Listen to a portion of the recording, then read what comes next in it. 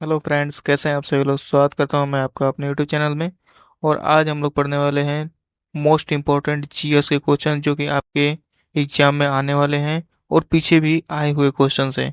इसमें आपको पहला ही क्वेश्चन देख के पता चल रहा होगा कितना खतरनाक क्वेश्चन दिख रहा है। देखने में आसान है लेकिन है डेंजरस। थोड़ा ध्यान से देखकर क्वेश्चन को आंसर कीजिएगा।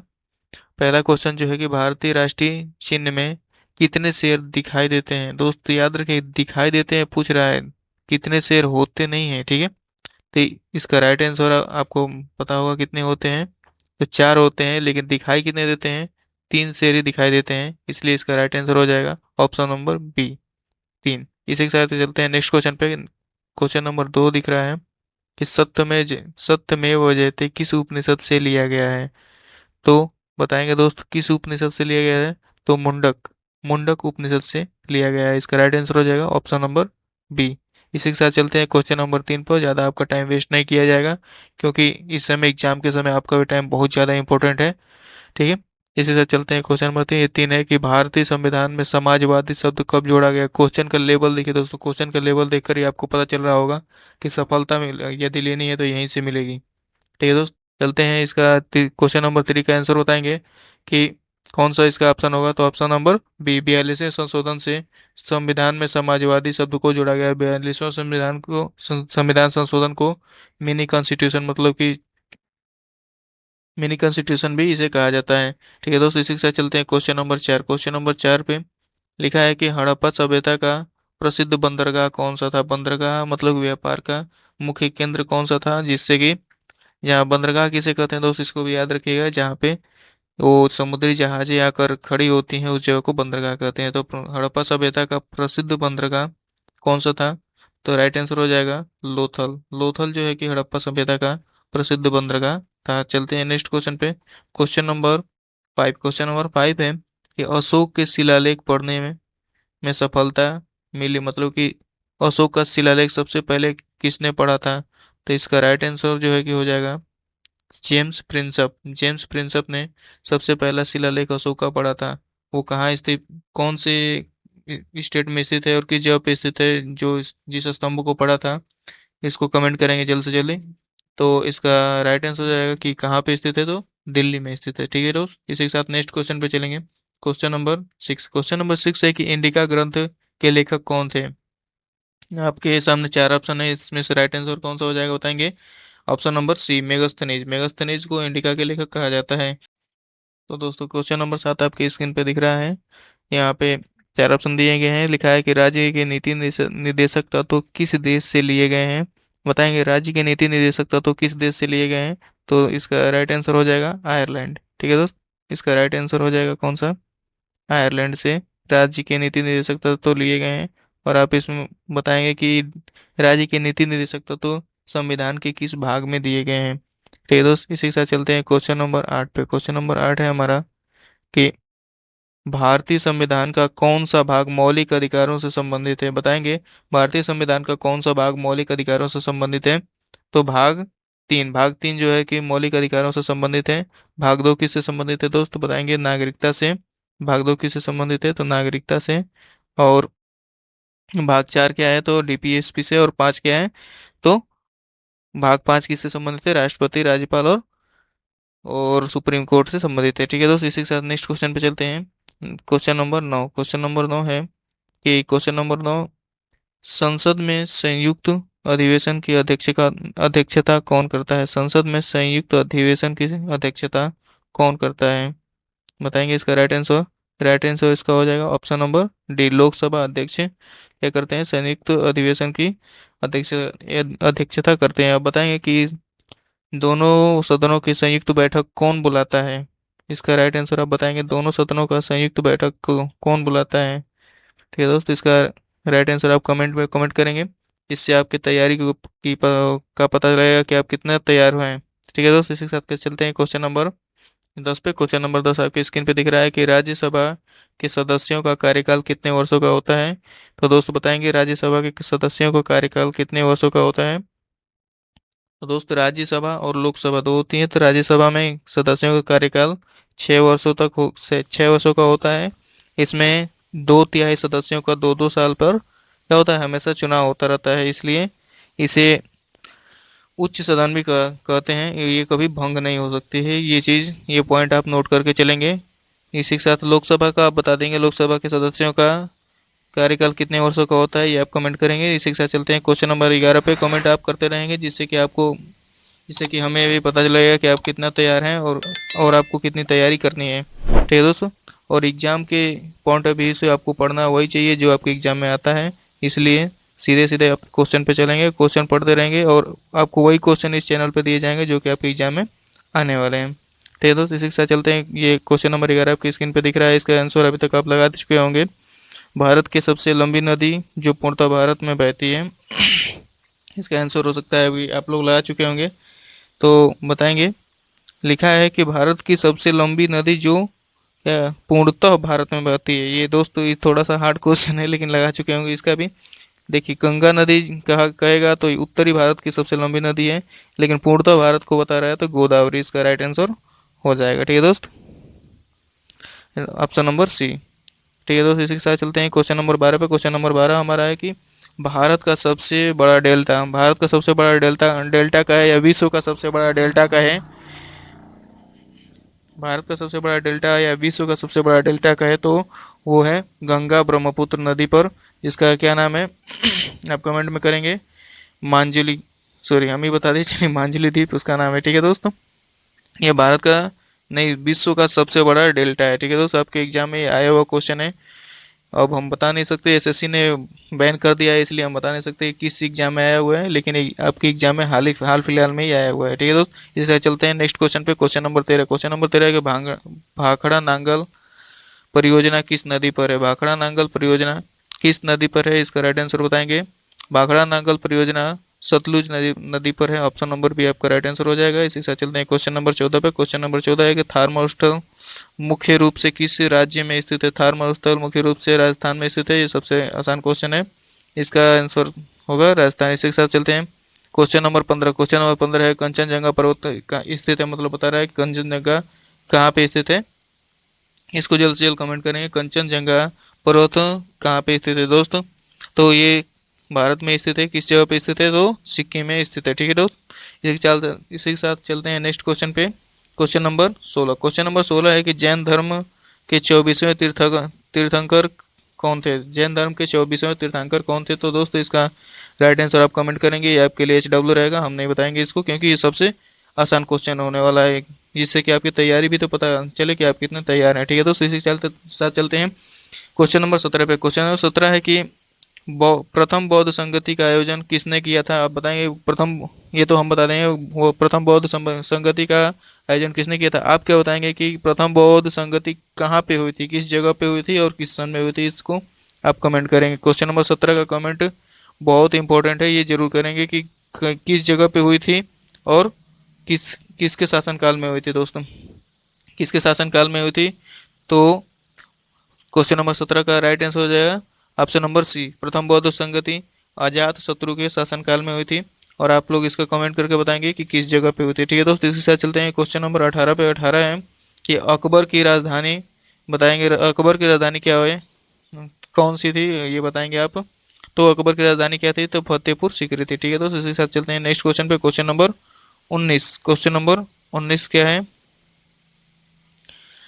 इसका, क्वेश्चन नंबर 19 है कि मुगल काल में जजिया कर किस पर लगाया जाता था, तो जजिया कर किन किन पर लगाया जाता था, गैर मुसलमानों पर लगाया जाता था। एक पॉइंट इसमें इंपॉर्टेंट है, नोट करने लायक, तो कि ये भी क्वेश्चन में पूछ सकता है कि किस पर नहीं लगाया जाता था। दोस्तों याद रखेंगे, मुसलमानों में पर तो नहीं लगाया जाता, लेकिन गैर मुस्लिम में भी ब्राह्मणों पर जजिया कर नहीं लाया जाता था। ये बहुत मोस्ट इंपॉर्टेंट है और ये जल्द ही ग्रुप डी के एग्जाम में आया हुआ था, ठीक है दोस्तों। इसी के साथ चलते हैं नेक्स्ट क्वेश्चन पे। Question number 20। क्वेश्चन नंबर 20 है कि गुप्त काल को स्वर्ण युग कहा जाता है, गुप्त काल को स्वर्ण युग कहा जाता है क्योंकि, मतलब पूछ रहा है गुप्त काल को स्वर्ण युग क्यों कहा जाता है, इसका राइट आंसर हो जाएगा ऑप्शन नंबर सी, कला और साहित्य के कारण कला और साहित्य का स्वर्ण युग कहा जाता है इसको, ठीक है दोस्तों। गुप्त काल को कला और साहित्य का गुप्त काल कहा जाता है, ठीक है दोस्तों। इसी के साथ चलते हैं क्वेश्चन नंबर 21। क्वेश्चन नंबर 21 पर,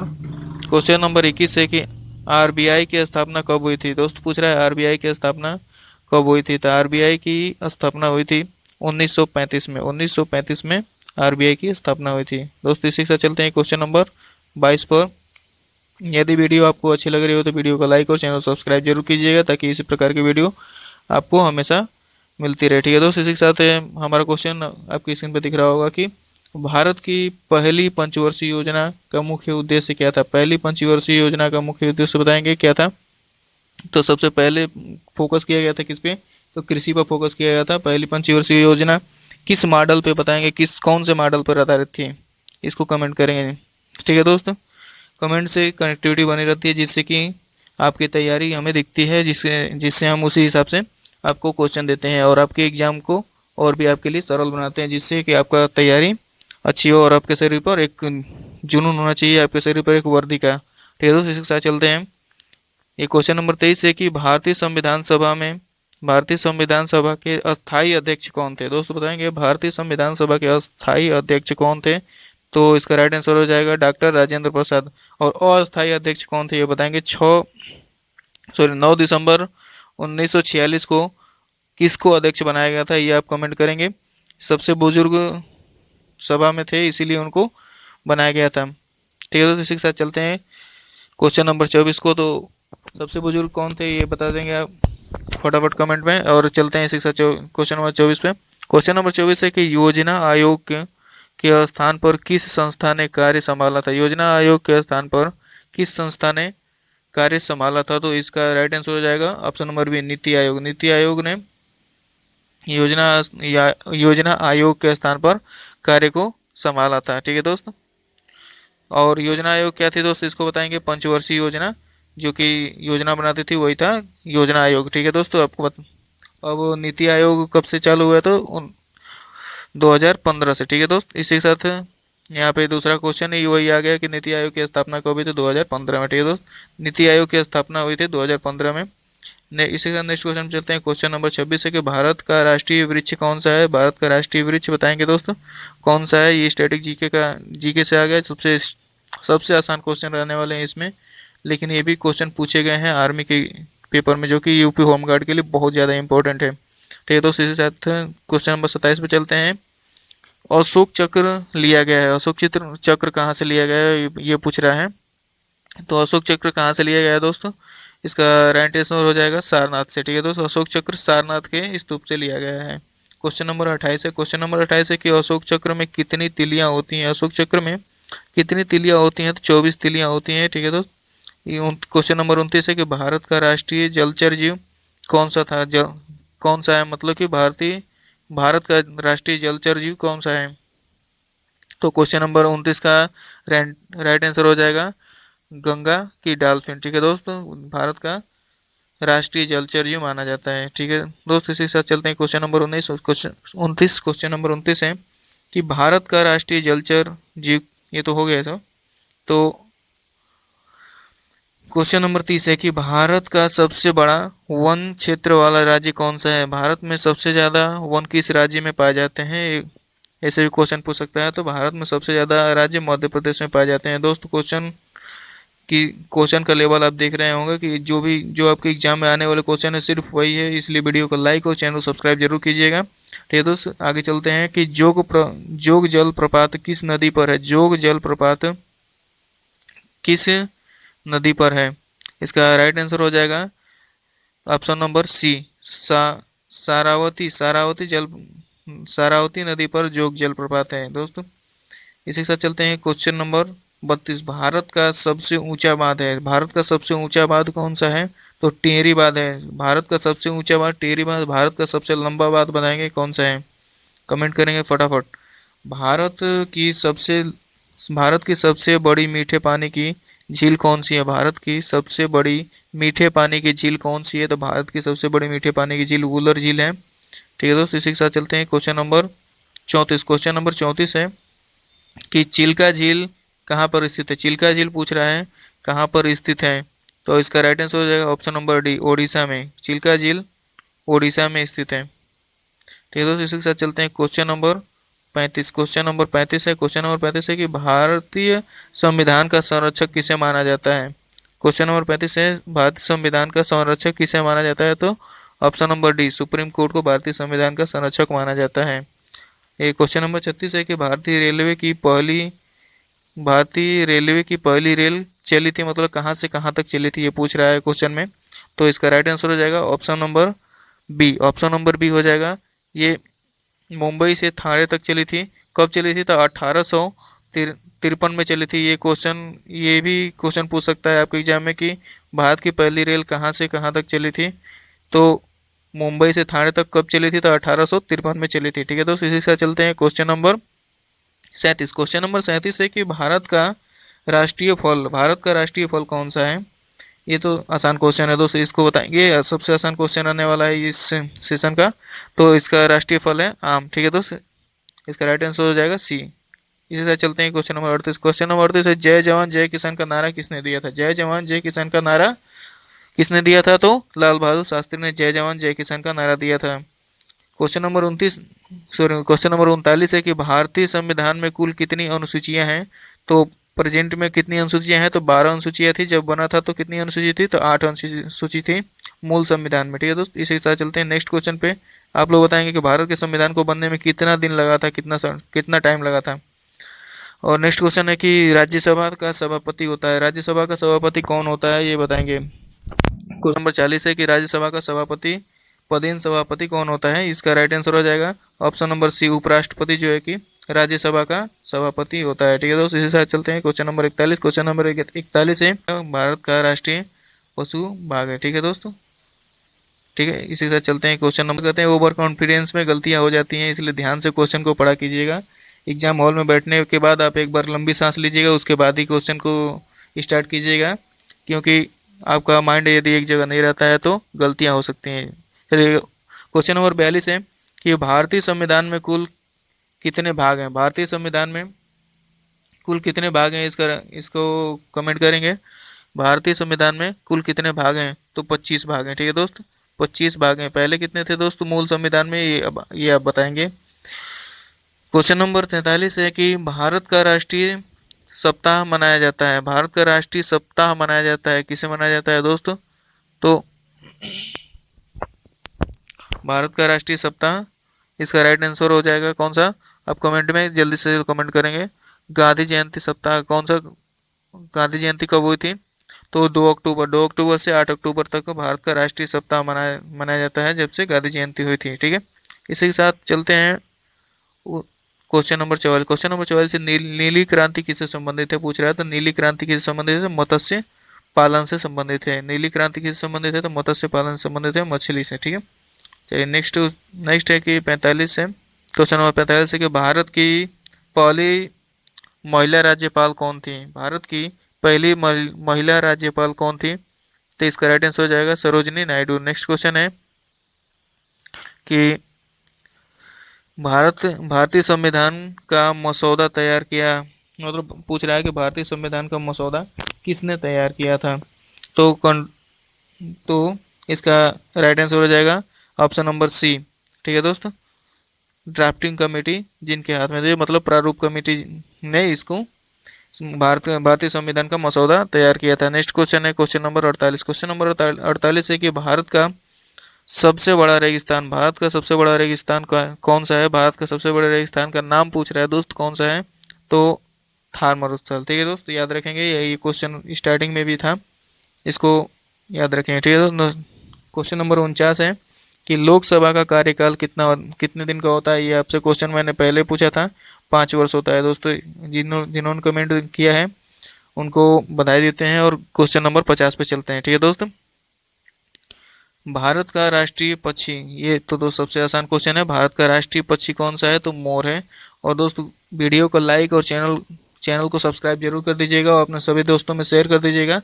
ये हमारा लास्ट क्वेश्चन है, और जो आपको HW दिया गया है उसको जरूर आप कमेंट करेंगे। और इसी के साथ आपसे विदा लेते हैं। ठीक है दोस्त, मिलते हैं किसी और वीडियो में।